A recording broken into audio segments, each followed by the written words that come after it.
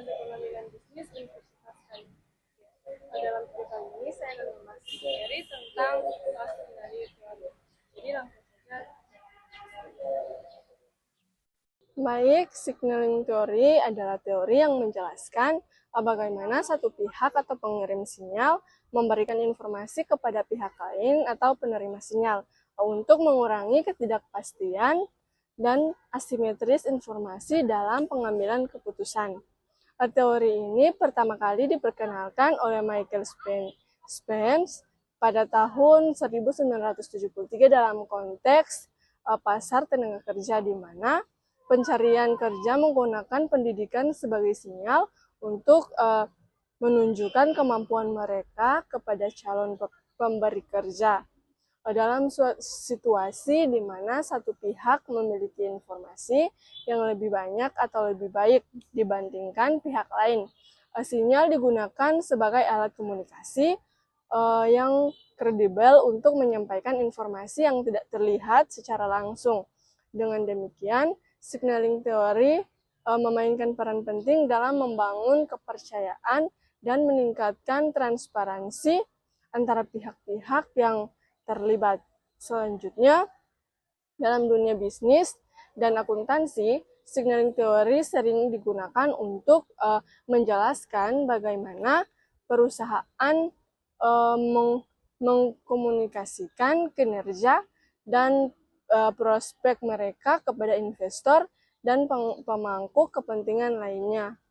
Misalnya, perusahaan dapat mengirimkan sinyal positif melalui pembagian dividen, laporan keuangan yang diaudit, atau pengungkapan tanggung jawab sosial perusahaan atau CSR. Tindakan ini menunjukkan bahwa perusahaan memiliki keuangan yang stabil, tata kelola yang baik, dan prospek yang menjanjikan, sehingga meningkatkan kepercayaan investor.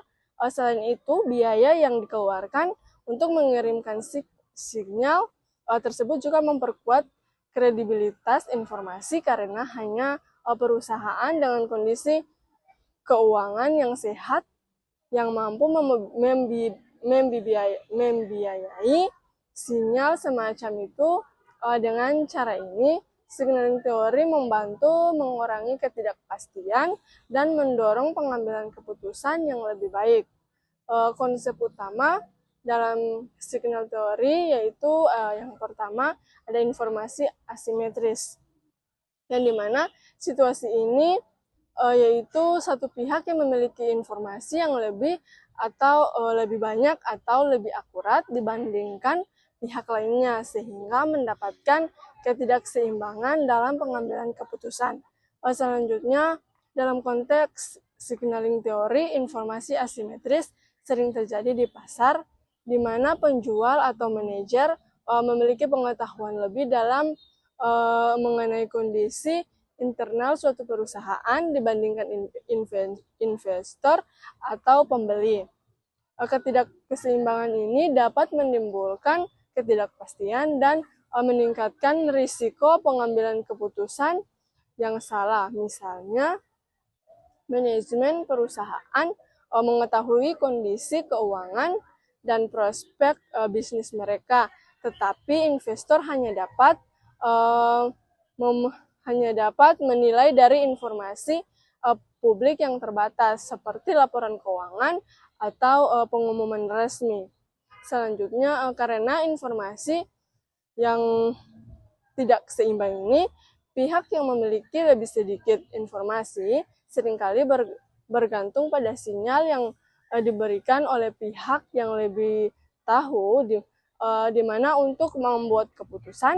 Informasi asimetris juga dapat menyebabkan masalah seperti adverse selection atau pemilihan yang salah, atau moral hazard, atau pelaku yang tidak bertanggung jawab setelah kesepakatan. Oleh karena itu, pengelolaan informasi asimetris melalui penyampaian sinyal yang akurat dan kredibel menjadi penting untuk membangun kepercayaan dan memastikan keputusan yang lebih rasional. Dalam praktiknya, perusahaan menggunakan berbagai metode untuk mengurangi ketimpangan ini seperti audit eksternal, sertifikasi, dan transparansi dalam pelaporan keuangan yang bertujuan untuk meyakinkan pihak luar bahkan perusahaan memiliki kinerja dan tata kelola yang baik. Selanjutnya ada contoh yang kedua, yaitu sinyal atau signal. Dalam signal teori, yaitu tindakan atau simbol atau informasi yang dikirimkan oleh pihak yang memiliki lebih banyak informasi atau pengirim sinyal kepada pihak lain yang memiliki informasi terbatas atau penerima sinyal. Yang dimana sinyal ini bertujuan untuk mengurangi ketidakpastian dan membangun kepercayaan melalui penyampaian informasi yang kredibel dalam konteks bisnis dan akuntansi. Sinyal dapat berupa laporan keuangan yang diaudit, pembagian dividen, pengumuman laba, atau sertifikasi kualitas produk. Sinyal yang baik harus memiliki karakteristik kredibilitas dan relevansi sehingga dapat dipercaya oleh penerima sinyal untuk membuat keputusan yang lebih rasional. Misalnya perusahaan yang membandingkan dividen secara konsisten dapat memberikan sinyal bahwa kondisi keuangannya stabil dan memiliki prospek jangka panjang yang baik. Lebih jauh lagi, pengiriman sinyal seringkali melibatkan biaya yang disebut sebagai biaya pengiriman sinyal. Biaya ini berfungsi sebagai mekanisme untuk membedakan pengirim sinyal yang kredibel dari yang tidak. Selanjutnya, perusahaan yang benar-benar memiliki kinerja yang baik cenderung bersedia mengeluarkan biaya untuk mengirimkan sinyal. Sinyal tersebut seperti melakukan audit eksternal atau mengeluarkan laporan keberlanjutan yang transparan. Di sisi lain, perusahaan dengan kondisi keuangan yang buruk memungkinkan enggan mengeluarkan biaya untuk sinyal semacam ini, sehingga memungkinkan penerima sinyal untuk membedakan antara perusahaan yang sehat dan perusahaan yang tidak sehat. Dengan demikian, sinyal berperan penting dalam mengatasi masalah informasi simetris yang dimana menciptakan kepercayaan antara kedua belah pihak, terutama dalam situasi di mana informasi dapat diamati secara langsung oleh penerima sinyal. Selanjutnya yang ketiga, biaya pengiriman sinyal.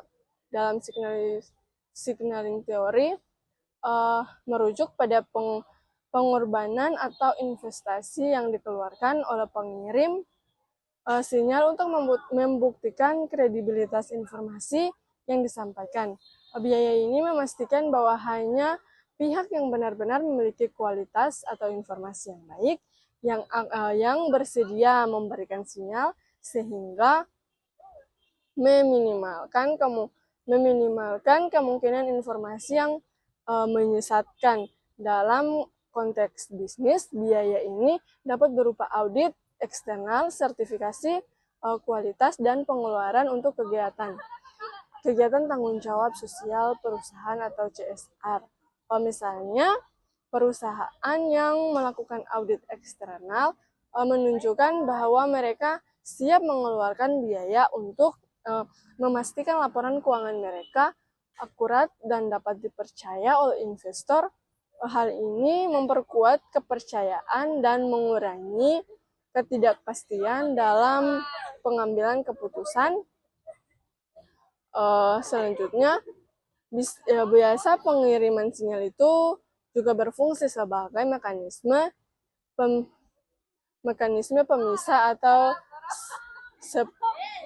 supporting mekanisme antara pengirim sinyal yang jujur dan yang tidak. Perusahaan dengan kinerja yang buruk atau informasi yang kurang baik kemungkinan besar tidak akan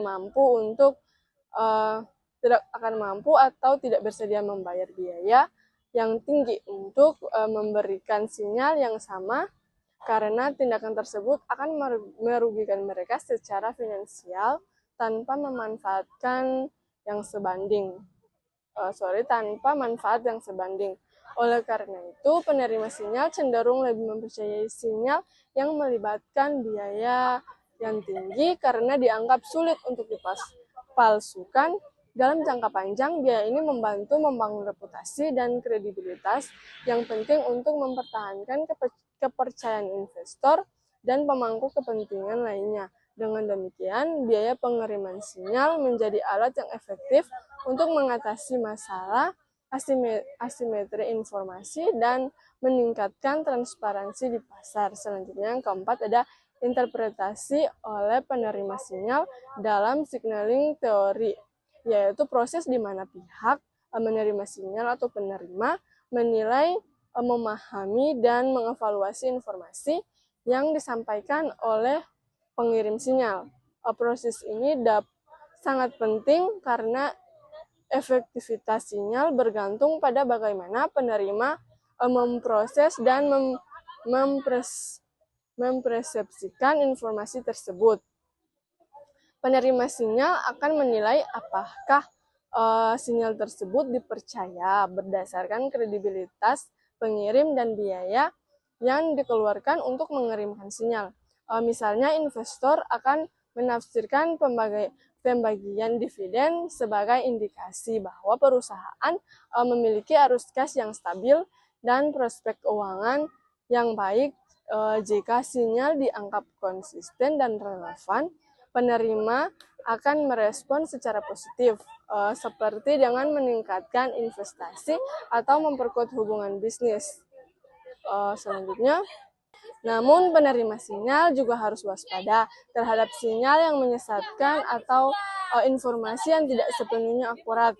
Oleh karena itu, penerima sering menggunakan alat bantu seperti analisis data, laporan audit, atau rekomendasi dari analisis keuangan untuk memverifikasi validitas sinyal. Proses interpretasi ini juga dipengaruhi oleh pengalaman, pengetahuan, dan persepsi risiko yang dimiliki oleh penerima sinyal dalam situasi di mana penerima tidak memiliki cukup informasi atau keahlian untuk menilai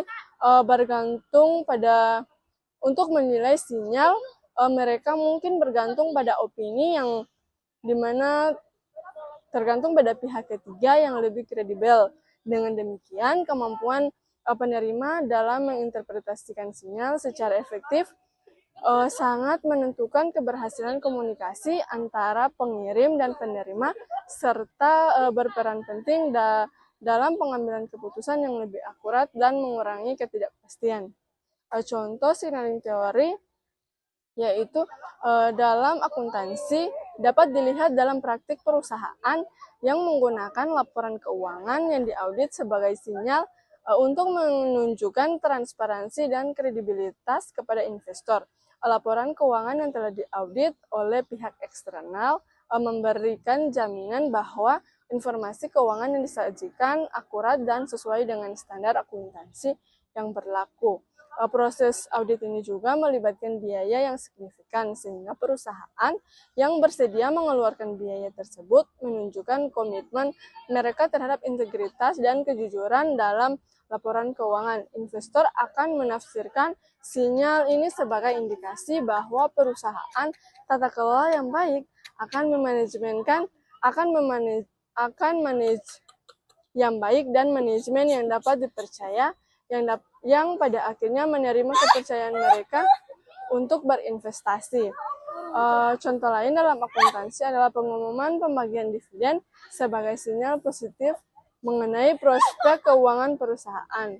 Mungkin itu yang dapat saya jelaskan. Lebih dan kurang saya mohon maaf. Wassalamualaikum warahmatullahi wabarakatuh.